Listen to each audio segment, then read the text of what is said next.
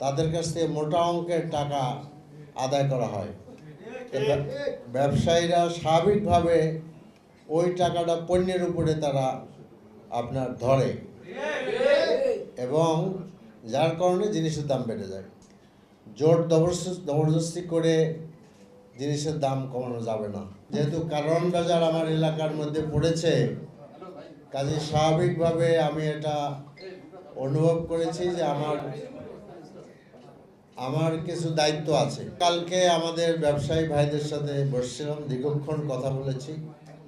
আমি আজকে তখনও বলেছিলাম, এখনও আমি ব্যবসায়ী ভাইদের আহ্বান জানাচ্ছি যে মাহে রমজান উপলক্ষে তারা বিভিন্ন পণ্যের ছাড় দিবেন।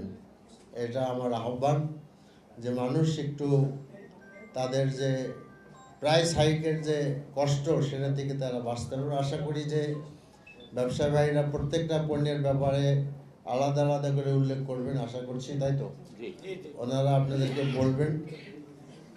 আর এখানে তো একটা বড় সমস্যা আছে, যেটা ওনারা আমাকে গতকালকেও বলেছেন। এর আগে ভাগ ভাগ করে সমস্ত ব্যবসায়ীদের সাথে আমি বসেছিলাম গতকালকে নিয়ে প্রায় কয়েকদিনই। সেটা হলো চাঁদাবাজির সমস্যা। কিন্তু আজকের আমাদের ফোকাসটা চাঁদাবাজি না, সেই সমস্যা আছেই। সেগুলো নিয়ে আমরা কাজ করব, তখন আপনাদের সাথে মত বিনিময় করা যাবে। তবে আমার মনে হয় যে এই চাঁদাবাজির ইস্যুতে মিডিয়ার ভাইদের সহযোগিতা আপনারা আগেও করেছেন এবং এখনও এই সহযোগিতা কারণ বাজারের ব্যবসায়ীদের জন্য খুবই দরকার। এবং দখলদারি করা, এবং কারণ হলো যে এক একটা ট্রাকে, বাসে, বিভিন্ন ট্রাকে বিভিন্ন জায়গায় যে ব্যবসা করছেন তাদের কাছ থেকে মোটা অঙ্কের টাকা আদায় করা হয়।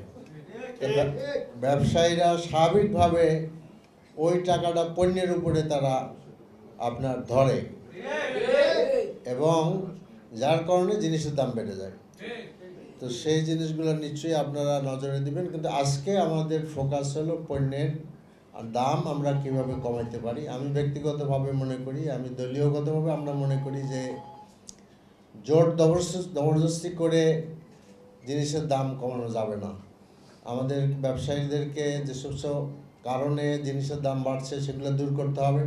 এবং I want to convince my brother, যাতে করে তারা দাম কমানো আর কি। আমি আশা করি তারা আমার ডাক